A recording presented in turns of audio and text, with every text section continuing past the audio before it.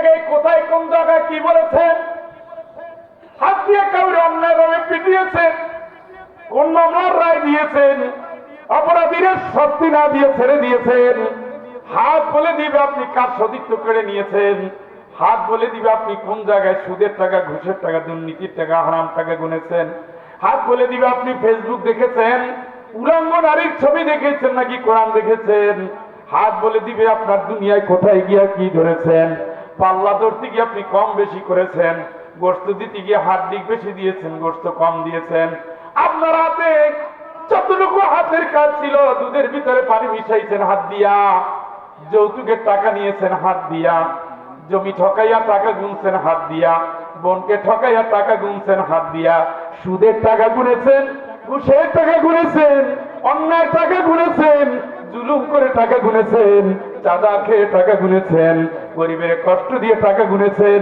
ছিনতাই করে টাকা গুনেছেন।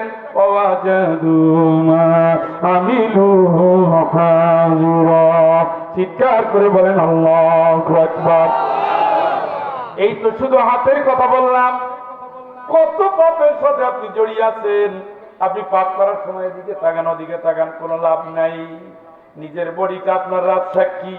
আজকে যেমন জননেত্রী শেখ হাসিনার আমলের পুলিশ অফিসার, কি নাম আইজিপি, রাজসাক্ষী হয়েছে, হয়েছে নি, কথা কয় না, হয়েছে নি, রাজসাক্ষী হইয়া জননেত্রীর এখন ফাঁসাইয়া দিতেছে বাঁচার জন্য। আপনার এই সাক্ষীগুলো রাজসাক্ষী, আপনারে মারার জন্য এই হাত বলবে আল্লাহ আমিলু হাজির। হাত বলবে কাদা ওয়াকাদা, এইটা করছে, তখন তখন তখন তখন তখন। ভিডিও দেখেন তো, সিসিটিভি ক্যামেরা আছে না, সকাল 6টায় চালু করছে, রাত 9টা পর্যন্ত সেকেন্ডে সেকেন্ডে কি করছেন সব আছে না, কথা কয় না।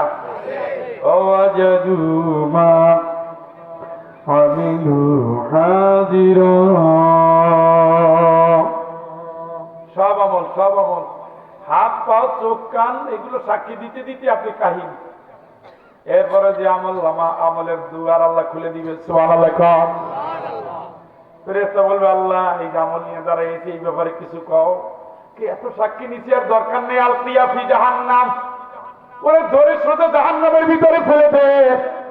কুল্লা জব্বারিন আনীদ মান্নাইল লিল খায়রি মুতাদিন মুরিদ। ওরে কথা বলার দরকার নেই, ওরে ধরে ফালা, জাহান্নামে ফালা। ও সবসময় ভালো কাজে বাধা দিত, নেকের কাজে বাধা দিত, হকের কাজে বাধা দিত। ও ছিল বেয়াদব, ও ছিল স্বৈরাচারী, ও ছিল অহংকারী।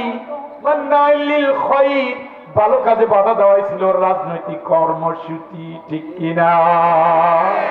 দেখবেন কিছু মানুষ জন্মগতভাবেই বেয়াদব। আলেম বক্তব্য দিচ্ছে কোরআন থেকে, হাদিস থেকে, হয়েছে কি বলবেন বুঝতে পারছি, হয়েছে যান, মানে উনি যে একজন নেতা হয়েছে ভাব দেখান লাগবে না। এবারটা কোরআন কার বাণী, কার বাণী? আলেমরা হলো নায়েবে নবী, আল্লাহর প্রতিনিধি, আল্লাহর খলিফা, নায়েবে নবী। আপনি এখানে থামাচ্ছেন মানে কি আবু জেহেল আর আপনি পার্থক্য কতটুকু? ভাব ধরছে।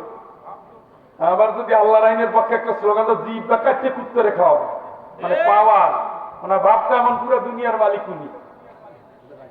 হ্যাঁ আসেনি, এখনো কিন্তু এগুলো চলছে। এই অহংকার করতে যাইয়েন না। আপনার দৌড় আমরা বুঝি, একটা ডেঙ্গু মশা যথেষ্ট।